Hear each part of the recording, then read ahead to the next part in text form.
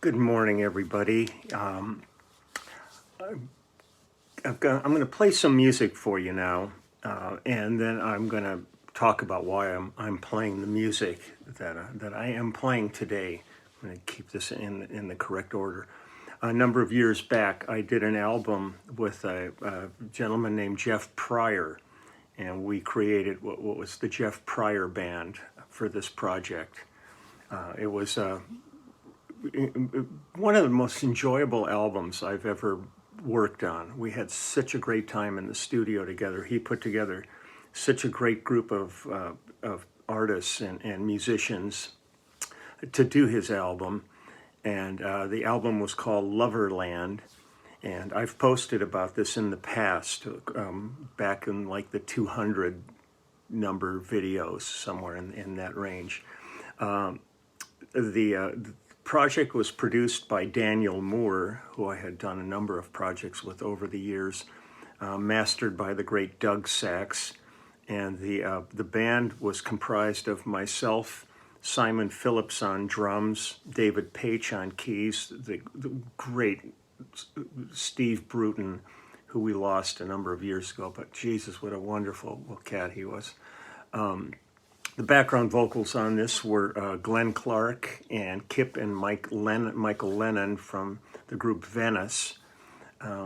Vocalists on this were Joey Bowen, Mark Lennon of Venice, and Teresa James. Now, Joey Bowen is the bulk of the vocals on this album, and he is a great singer. And he now goes by Joey Bowen Farner, and his dad is Mark Farner from Grand Funk Railroad. So there's some serious lineage there.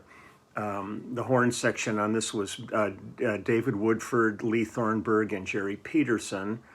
And then Jeff Pryor is doing most of the lead guitar work on it. And most of the songs were written by Jeff Pryor with Daniel Moore or Matthew Moore. So I'm going to play a couple of songs from this, and then I'll tell you why I'm playing this today. On this, we'll get into that. So here's a song called Love Is Gone. Well, you say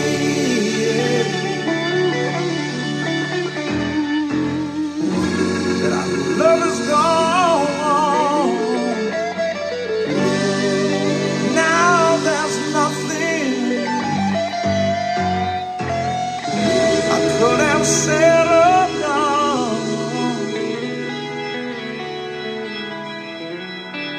Tell me why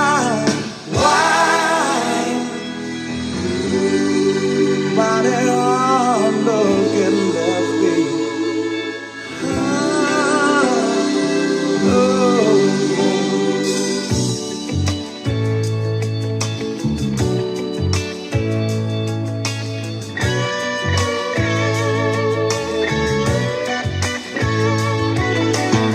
I don't know what happened. It happened so fast. I was thinking that we had a mate. Together we were gonna last. Yeah, what love, what a face, what a great personality. She took a hold, and I know you're my friend, but her love is more right for me. Teresa. Now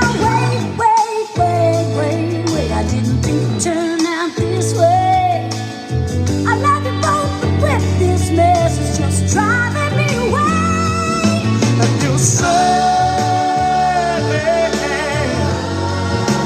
love is gone, but there was nothing I could have said or done. Tell me why did our love get left behind?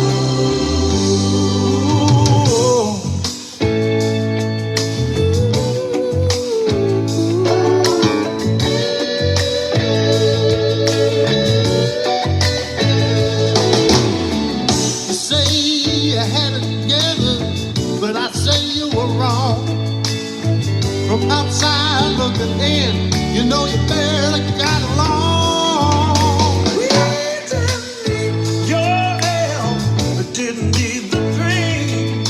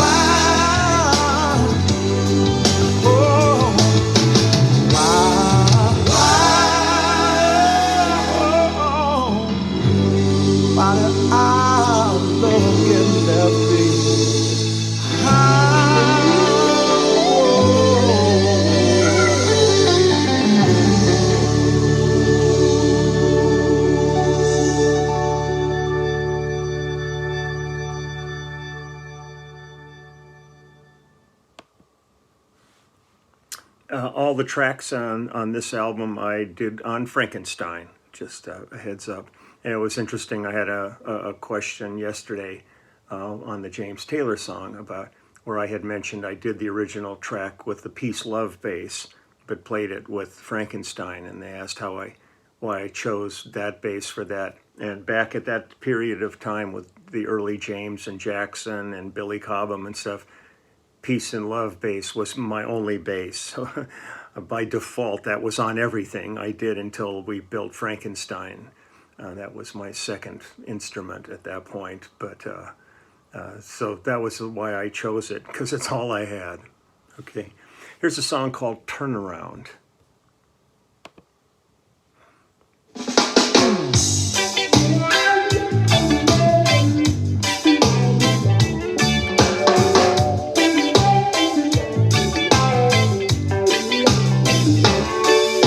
Sometimes the right thing to do can be the wrong way to go. Joey Bowen. And all that was good is now bad, and it's out of control. All that I hear are the sounds of the echoes of the tough love and pride in the herd. But deep down inside there's a feeling that's gotta be heard. Turn around, don't break this together apart. You're walking away with my heart. Don't break this together apart. You're walking away with my heart.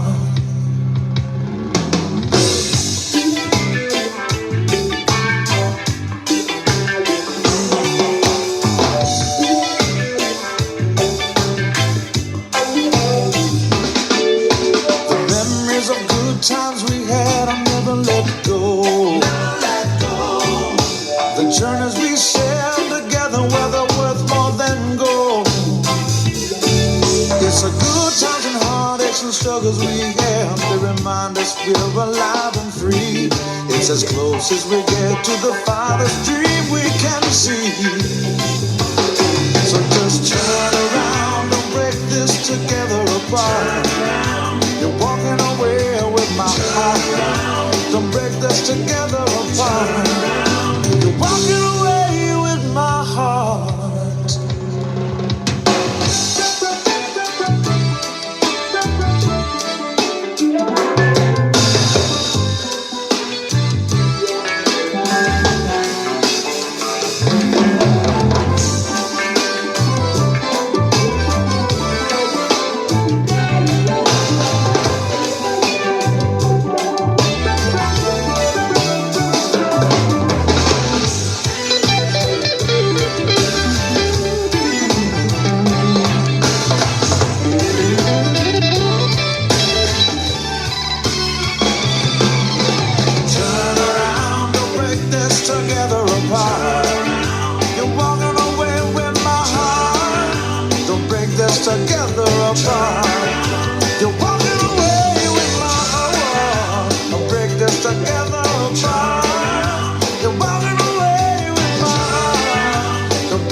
Together apart, you're walking away with my heart.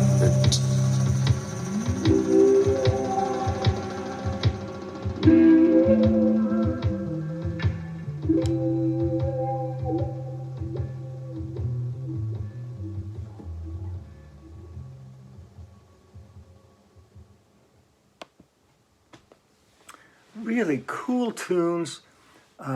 Joey just sings his butt off on it.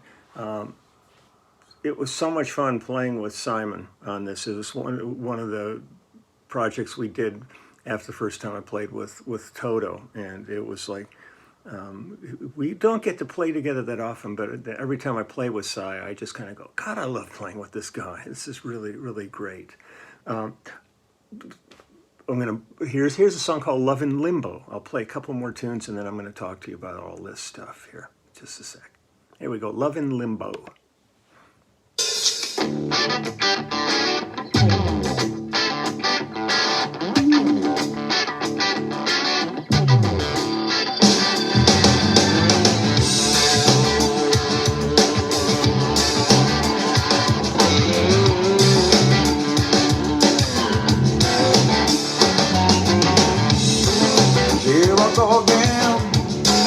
right where I began. Once I thought I was, now I really am. Yeah, yeah. No. Yeah, yeah. First you say you do, then you say you don't. When you say you will, when you know you won't. Yeah, yeah, yeah. No, no. Yeah, yeah. I got my love, a limbo. I got my love, a limbo. I got my love in limbo. I got my love, love, love, love, love.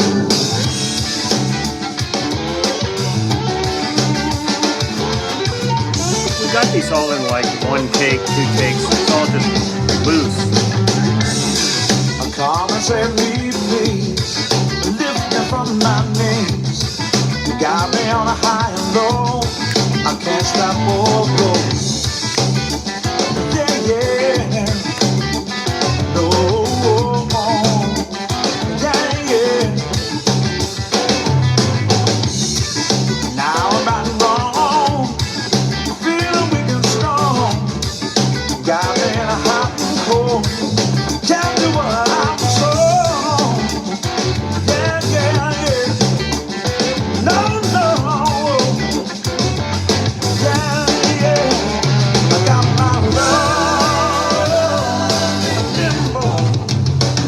I got my love, limbo. I got my love, limbo. I got my love, love, love, love, love. Limbo, oh, Lord. And I am the O-yo. And I am the yo.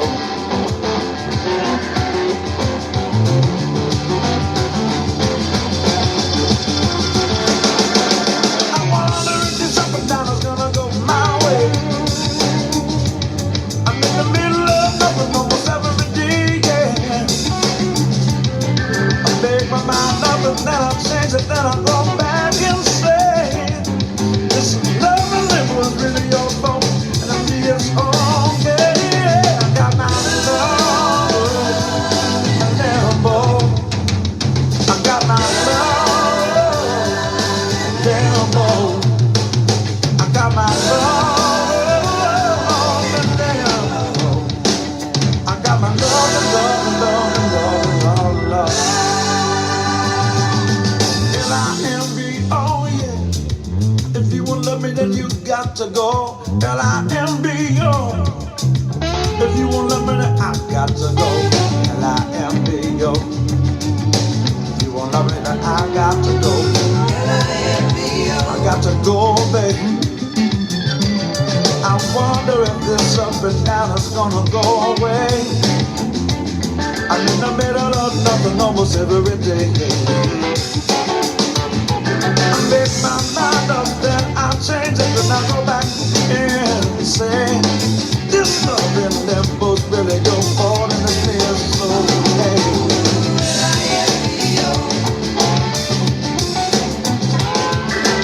L-I-M-B-O. If you want love me, I got to go. L-I-M-B-O now.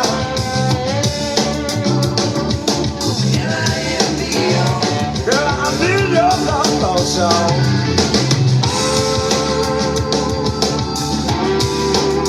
You won't love me, baby. I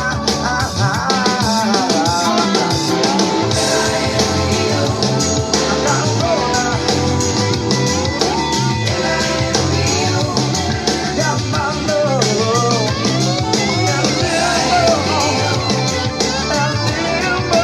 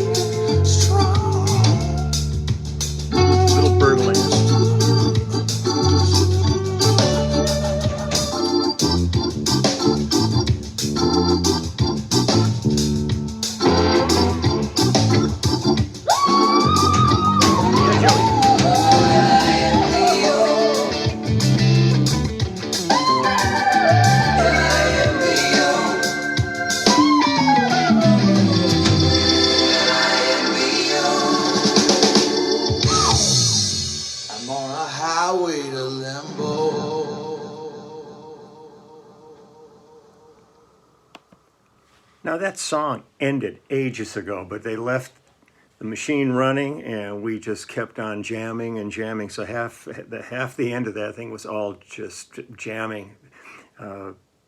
Normally it would have just been faded out, but doing a project like this, he said, "Oh, let's leave it all in. Let's go for it." So it's fun, and just what a great bunch of musicians and singers and artists on this. It's really a good record. The video I did earlier in the 200s, there's a video on YouTube called "The Making of the Jeff Pryor Band," or the Jeff Pryor Band Making of.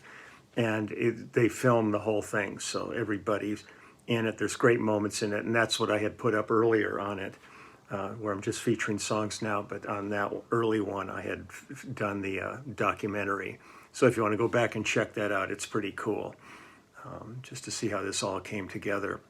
I'll do one more here, and then I'll explain again why I'm at this. Here we go. This is called "Dream It True."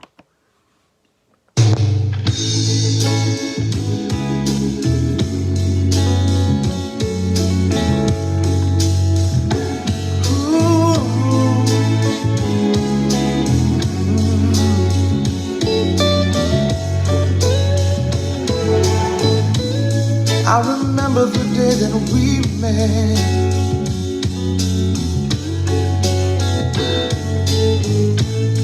I was feeling kind of blue.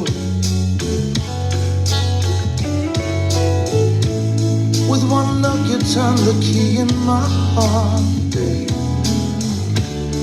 So come on through.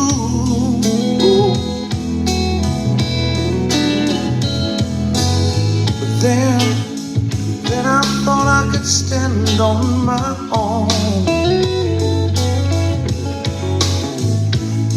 but I just can't live without you.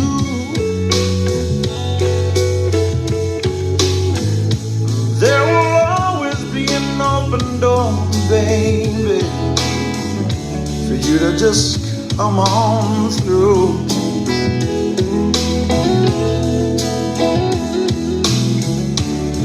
I want you to know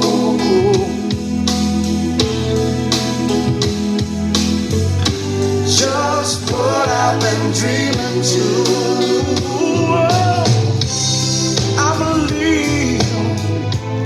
I believe my baby's gonna dream it too. Dream it true. Kind of an Al Green vibe. Well, I gotta believe that together we're gonna dream it true. Just dream it true.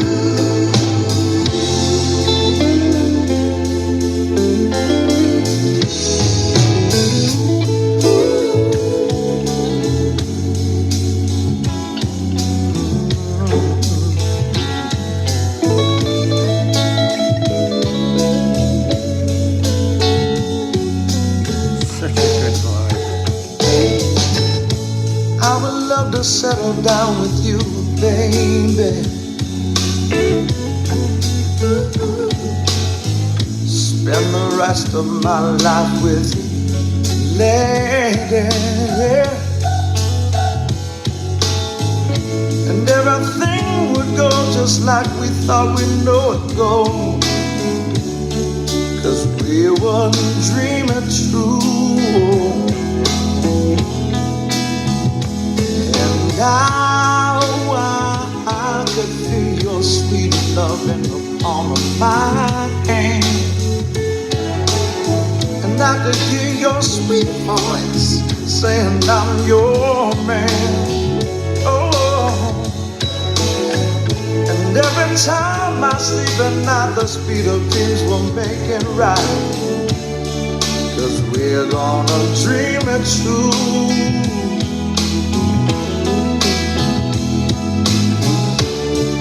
I want you to know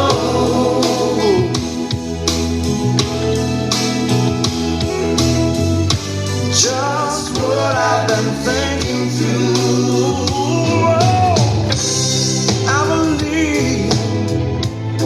I believe that my baby's gonna dream it true. Yeah, yeah. we're gonna dream it through. Just dream it through. No matter how many days, no matter how many ways. Ooh, won't you dream a little dream with me, baby? Yeah. Just dreaming through. Just dream a little dream. Just dreaming through. Just come on through, baby. Just dreaming through. Won't you let the speed of dreams just help you on through? Just dreaming through. Won't you dream a little dream with me, baby? Back at you. I believe my baby's gonna dream. Oh.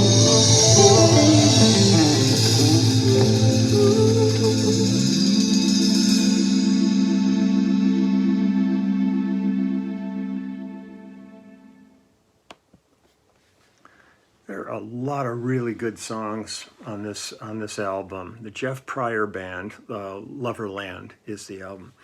Now, the reason I chose this album, these songs to play today, is because when we were in the studio, we were in for a number of days recording this. But on the last day of recording, we came in and we sat down and started to work. And we were called, somebody out in the front lounge called us out and said, you got to come out here and watch TV right now. We were in there on 9/11, was the last day of recording on the project. And we had just been on such a high the whole time we were working on this project. And all of a sudden we came in and there was some banquettes out there. We sat down where we normally were eating lunch and looked up at the TV, and that's when we saw the planes had hit the first tower, and then we saw the plane hit the second tower. And it was the strangest, most surreal feeling, like everybody who was alive for this and saw this. I mean, it was like the biggest kind of sucker punch when you have this. There's no way to prepare yourself to see these kind of things happen. I mean, the closest one to me was, and I talked about it the other day, was sitting in Australia watching the Challenger flight, and we watched the craft take off, and everything was going beautiful, and you're seeing, the families are all being shown on camera watching this. Krista McCall's parents, everybody looking up. And all of a sudden seeing this explosion, and not the surreal moment of it is, what the hell just happened? You can't even quite comprehend what's taken place, and then the terrible reality of what's happened. And it was that way sitting there on 9/11 in the studio, watching these events taking place. And needless to say, it pretty much shut that day down for us work-wise.